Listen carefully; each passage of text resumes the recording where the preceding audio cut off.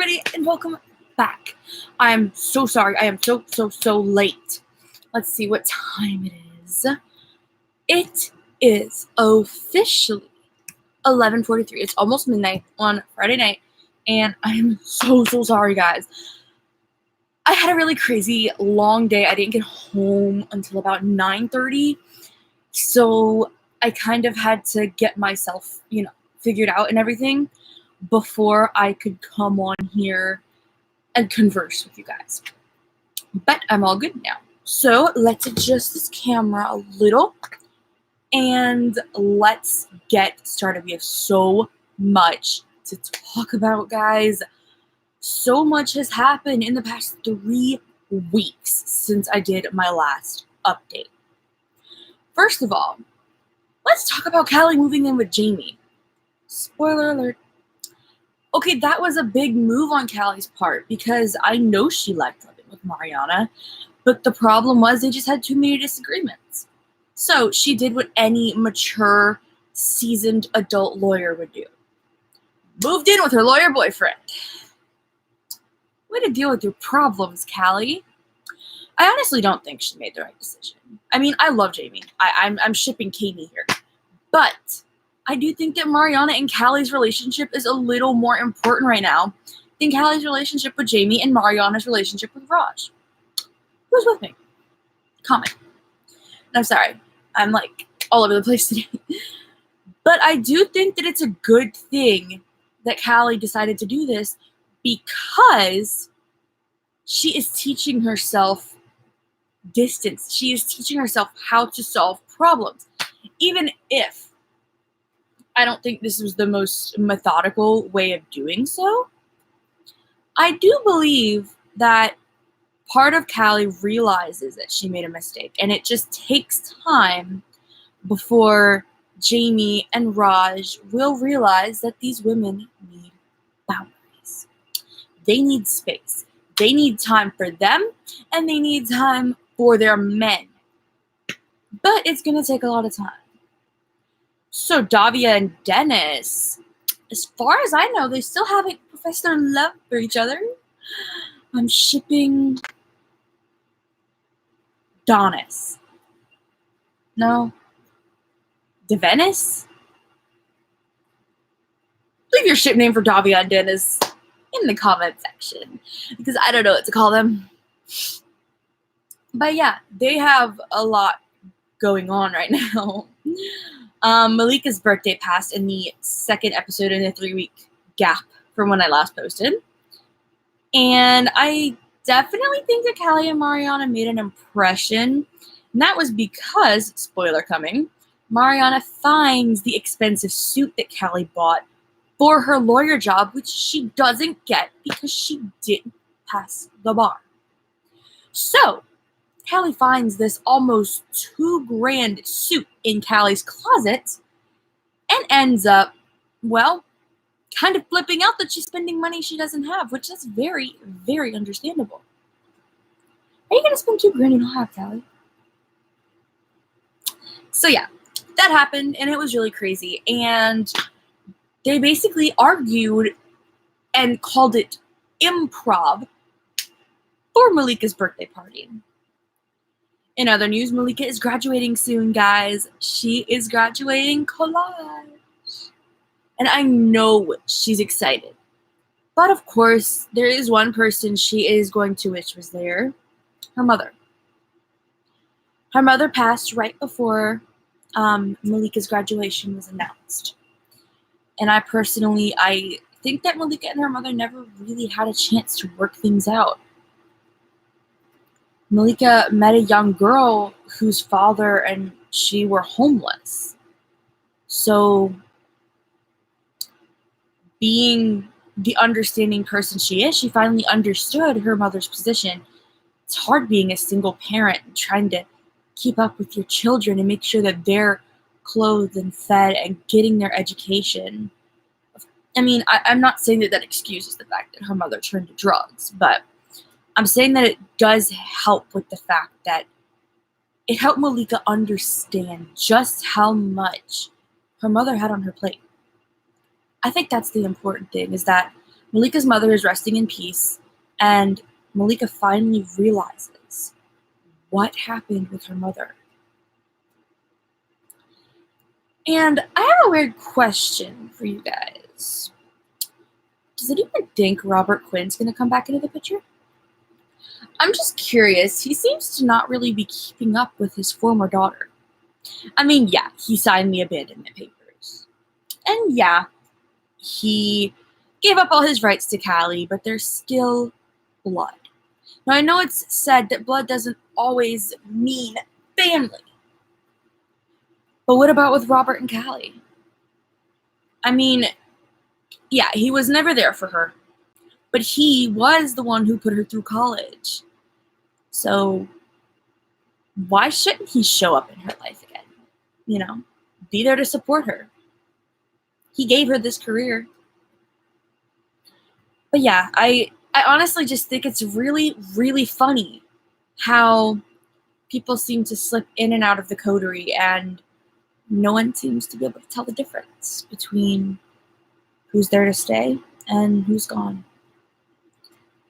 Gael's boyfriend didn't last very long. What's his name? Ryan, I think? Sounds right. He didn't last long at all. A couple weeks, and then he started trying to control Gael's art, and nobody controls the struggling artiste, okay?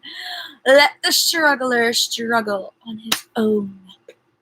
Okay, he's finding his way in art. But an old love came back into his life. His name, what is his name? I forgot what his name is. But it is what it is. I think Gael and this guy are gonna last. Now, Callie starts distancing herself from Jamie when she finds out he's a Republican. A registered Republican at that. Whoa. I don't know if she's necessarily a Democrat, but I definitely don't think she falls within the restraints of a specific group. I think that Callie created her own group and her own voice, and that is what is so unique about her. So it's kind of hard for her to understand why other people would want to constrain to a specific. I almost lost my word. Why other people, would want to constrain to a specific group. And that's why I don't really constrain with a specific group. I mean, yeah, when I turn 18, I'm going to vote for the president that I think is going to do the best job, but that doesn't mean that I necessarily agree with everything that their party states. I mean, I don't agree with everything that Donald Trump supporters state. But I'm not a supporter or a naysayer, because I'm never going to be a supporter or a naysayer to any president or any political character, for the simple reason that I don't want backlash. I don't want to feel threatened by other people telling me my opinion is wrong. I don't want to get backstabbed by people who are disowning me or whatever, not wanting to be friends with me or hang out with me anymore because of my political group. And also, I don't agree with either party side of things. So I just don't choose a party. I'm not a Democrat. I'm not a Republican. I have my own beliefs. I'm not any other party you can imagine either. I choose to believe what I want to believe. I don't let the party choose for me. And that is exactly what Callie does. And I think that is a bold move in today's society. But it's also what led Malika to be a part of Black Lives Matter, which I think is amazing. She is fighting for every injustice inflicted upon Black women and men and children everywhere. She is going back all the way from slavery all the way up to modern day issues, and she is facing them head on, starting with the Jamal Thompson case. If you guys have been keeping up with Good Trouble like I have, you'll know that Jamal Thompson was an innocent Black teenager who got murdered just because he was Black. The police tried to argue that he was presumably holding a weapon, or they thought he was, but it was his cell phone. So, how in the world does this look like a weapon? That's what I want to know, honestly. Like, this is dusty. This does not look like a weapon. And even with no case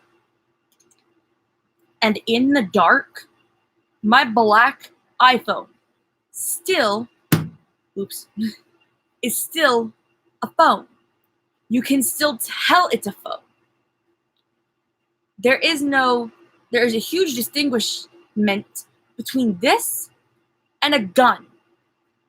So even if I had the lights off in my bedroom and was waving this in front of the camera, you would still be able to tell it's a phone. It's a square. A gun is an L. It would have a whole other layer right here. It's a phone. It's not a gun. So yeah, he was killed by the assumption that he was holding a weapon, which he was not. He was holding his cellular device, which, hello, everyone has one. Mine just happens to be dead. So yeah. But guys, I want you guys to think before I leave. I want you guys to think about how important everything they're saying in the show is. Sure, it's fun to look at the drama side of things, but you should also look at the fact that you can gain role models from this show.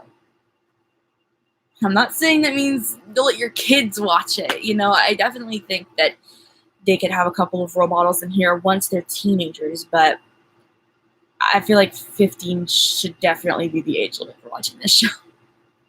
It's got some pretty strong stuff in it that I'm not gonna say. But just think. I mean, there's Malika with her Black Lives Matter campaign, and she fought so hard for Jamal Thompson's case, and she stood by his mother, a woman that she didn't even know, because she wanted to do right by a kid that was battered and bruised by society. There's Davia with her body positivity. She is a light to be around. And even though she does body contour a little, on camera, everyone does that sometime, What's important is that she thinks she's beautiful. Then there's Callie with her overachieving lawyer. She's never afraid to go after what she wants. She doesn't stick with a political party. She bursts outside the box, and she doesn't know where the box is. She's never been inside the box. She always thought about what would happen in the future, not what's going on right this second, but what we're doing now could affect, which is what I love about Callie personally. There's Mariana with her modern day women's rights movement. I mean, look, she got maimed at Speculate when she first started there. Now, she's best friends with Evan, the boss, who is also not her boyfriend. Raj is her boyfriend. But he's also a pretty decent guy. So yeah, just keep that in mind. Oh, and there's Alice, who is openly gay now. She's fighting for what she believes in as well, which is gay rights. So guys, tell me in the comments who you think your role model is. Is it Callie, Mariana, Davia, Alice, or is it one of the other awesome characters on this beautiful, beautiful TV show? Have a good night, and I will see you guys next time.